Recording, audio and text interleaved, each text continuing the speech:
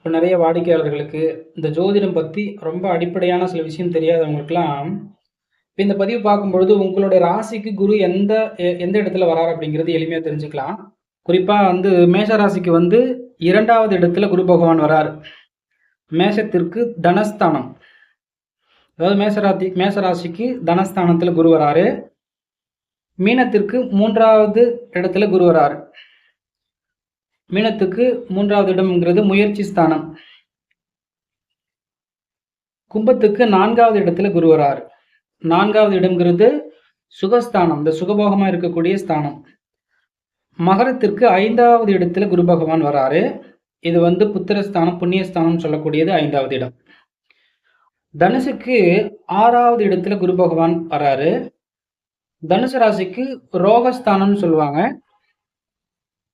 விருச்சக ராசிக்கு 7வது இடத்துல குரு பகவான் வராரு.